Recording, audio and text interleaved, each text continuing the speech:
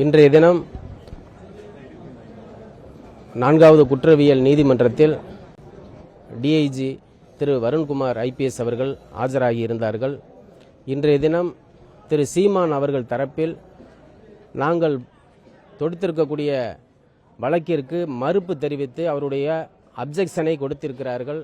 அந்த அப்ஜெக்ஷன் நேரடியாக சீமான் அவர்கள் வர வேண்டும் என்று விதிமுறை. ஆனால் அவர்கள் தரப்பில் வரவில்லை. அவர்கள் வழக்கறிஞர் தரப்பில் அந்த அப்ஜெக்ஷனை கொடுத்திருக்கிறார்கள்.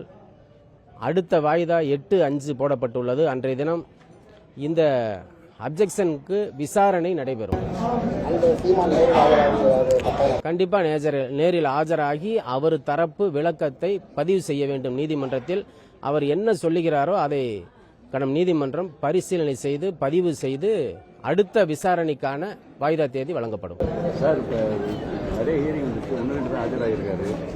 சமாதான பேச்சுவார்த்தை இல்லை, நிறைய ஹியரிங் வந்துருச்சுன்னு சொல்றீங்க. 1-2க்குன்னு இல்லை, 1க்கு தான் ஆஜராயிருக்காரு.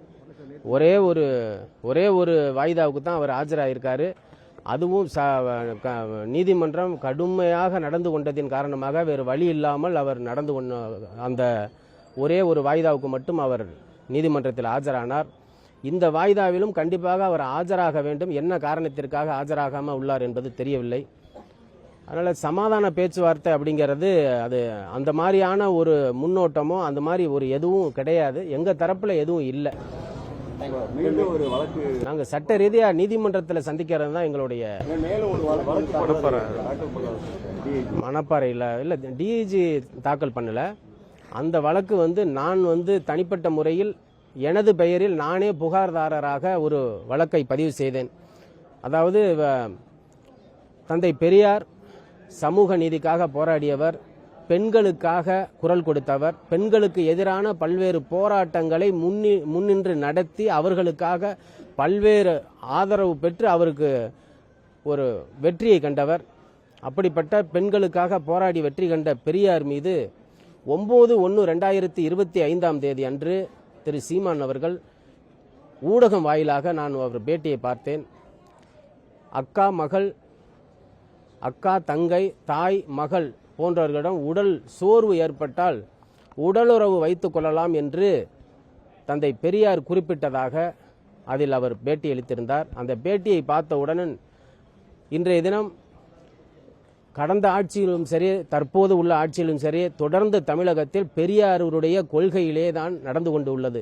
அரசு விதிமுறைகளாக இருந்தாலும், நம்மளுடைய தமிழ் மக்களாக இருந்தாலும், ஏன் நீங்களாக இருந்தாலும், நானாக இருந்தாலும், பெரியார் என்று ஏற்றி கொடுத்த இந்த சுயமரியாதை என்கின்ற ஒரு காரணத்தில் தான் நாம் எல்லாம் பயணிக்கிறோம். அப்படிப்பட்ட பெரியார் எதையும் சொல்லாத ஒரு விஷயத்தை வேண்டுமென்றே திரித்து தன்னுடைய அரசியல் சுய லாபத்திற்காக அவர் அதை பயன்படுத்தியிருந்தார். நான் அன்றைய தினமே 9/1/2025 அன்றைய தினமே மணப்பாறை காவல்துறையிடம் புகார் மனு கொடுத்தேன். அவர்கள் புகாரை விசாரித்து 10/1/2025 அன்று எனக்கு புகார் மனு ரசீது கொடுத்தார்கள். தொடர்ந்து 7 முறை என்னை விசாரணை செய்தார்கள். ஆனால் எந்த விதமான என்னுடைய புகார் மீது மேல் நடவடிக்கை எடுக்கவில்லை. அதன் காரணமாக 6/3/2025 அன்று மணப்பாறை குற்றவியல் நீதிமன்றம் முன்பாக நான் வழக்கு தாக்கல் செய்தேன். தொடர்ந்து பல்வேறு வழக்கு வாய்தாக்கள் சென்றாலும் 24/4/2025 எங்கள் தரப்பு விசாரணை நடைபெற்றது. அந்த விசாரணையை கருணையோடு கேட்டு பரிசீலனை செய்த நீதிமன்றம் 28 நேற்றைய தினம் உத்தரவு பிறப்பித்தது. அதில் BNS 351, 356 செக்ஷன் 6 பெண்களை ஆபாசத்தை தூண்டும் விதத்தில் பேசக்கூடிய இந்த 3 பிரிவுகளில் அவர் மீது வழக்கு உடனடியாக பதிவு செய்ய வேண்டும் என்று உத்தரவு பிறப்பித்துள்ளார்கள். இதுக்கும் டிஐஜிக்கு எந்த சம்மந்தமும் கிடையாது. அந்த வழக்கு இருக்கும், அது என்னுடைய தனிப்பட்ட வழக்கு. நான் இந்த பேட்டி இங்கே கொடுக்கக்கூடாது, நீங்கள் கேட்டதுனால அதை சொல்கிறேன். நான் மாலை மாவட்ட கூடுதல் அமர்வு ஒரு வழக்கு டிஐஜி தாக்கல் செய்யக்கூடாது. அதாவதுங்க, அன்றைய தினம் திரு சீமான் அவர்கள் இந்த நீதிமன்றத்தில் ஆஜராகி இருந்தபோது எங்களுடைய கட்சிக்காரராகிய டிஐஜி திரு வருண்குமார் ஐபிஎஸ் அவர்கள் வந்திருந்த நேரத்தில் அவர்களுடைய கார்களில் அதிகமாக இந்த வழக்கிற்கு சம்பந்தமில்லாத நபர்களை அழைத்து இங்கு அவரை த்ரெட்டனிங் பண்ணக்கூடிய விதத்தில் என்னுடைய கட்சிக்காரர் காரை நிறுத்தியிருந்த இடத்தின் அருகில் சம்பந்தமில்லாத ஆட்கள் அவர்களுடைய கட்சி கொடியை கட்டிக்கொண்டு அந்த இடத்தில் நிறுத்திவிட்டு அவரை முன்னும் பின்னும் போவதும் வருவதுமாக நாம் தமிழர் கட்சி வாழ்க, சீமான் வாழ்க, ராமஜெயம் கேஸ் என்னாச்சு அப்படிங்கிற போற வார்த்தைகளை அவர்கள் பேசிவிட்டு சென்றார்கள். காவல்துறையில் உயர்ந்த பொறுப்பில் இருந்தாலும் அவர் அன்றைய தினம் மிகவும் கண்ணியத்தோடு நடந்து கொண்டு அதை என்ன செய்யலாம் என்று எங்களிடம் அவர் பேசியுள்ளார். அது சம்பந்தமாக நாங்கள் சட்ட ரீதியான நடவடிக்கை எடுக்கலாம் என்று உள்ளோம். இன்னும் நடவடிக்கை எடுக்கவில்லை, தொடங்க உள்ளோம்.